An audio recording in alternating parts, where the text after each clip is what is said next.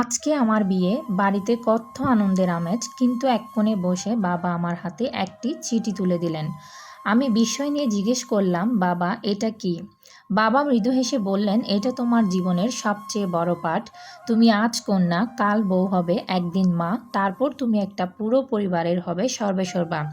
এই চিঠিতে আমি তোমার জন্য রেখে গেলাম সেই শিক্ষাগুলো, যেগুলো তোমার জীবনকে জান্নাতের পথে নিয়ে যাবে। চিঠিতে কি লেখা ছিল সেটা জানার জন্য আমি যেমন ওদের আগ্রহে বসেছিলাম, আপনারাও হয়তো এখন ওদের আগ্রহে বসে আছেন। সো চিঠিতে লেখা ছিল, মেয়ের জীবনসঙ্গী তার একমাত্র বন্ধু, সাথী, অভিভাবক। তাদের সম্পর্কের গোপনীয়তা যেন কেবল তাদের মাঝেই থাকে। স্বামীর সাথে জেদ নয়, বরং বোঝাপড়া ও ভালোবাসা যেন হয় প্রতিটি কথায়, কারণ জেদ নারীত্বকে ক্ষয় করে, শান্তি কেড়ে নেয়। স্বামীর পরিবারের প্রতি সহানুভূতি, সম্মান ও সেবা যেন হয় তোমার স্বভাব।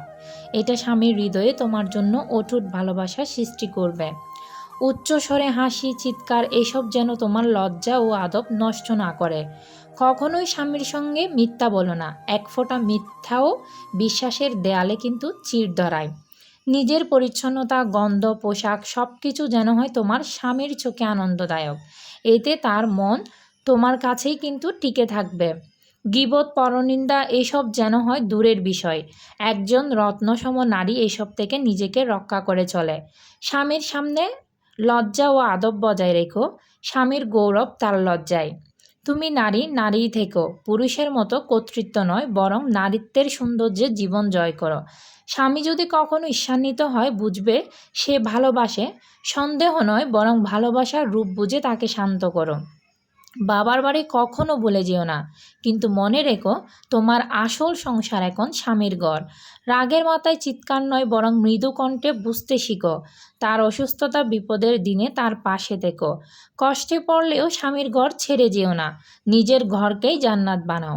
জানো তো, এক নারীর কোমলতা এক হিংস্র পুরুষকেও কিন্তু নরম করে। তাই জেদ নয়, ভালোবাসাই তোমার হাতিয়ার।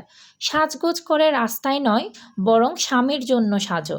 বাইরে নয়, নিজের ঘরের রানী নিজেই হও।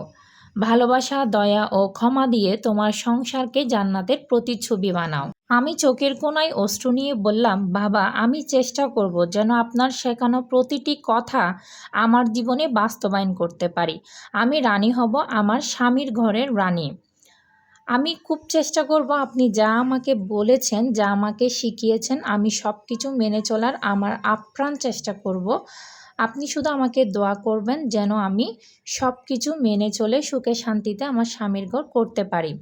সো আজকের গল্পটা কেমন হলো আপনারা সবাই কমেন্ট করে জানাবেন। যদি আমার গল্পটা ভালো লাগে তাহলে অবশ্যই কিন্তু আমার পেজটাকে ফলো করে দিবেন, লাইক কমেন্ট করবেন। সবাইকে আসসালামু আলাইকুম। সবাই ভালো থাকবেন, সুস্থ থাকবেন।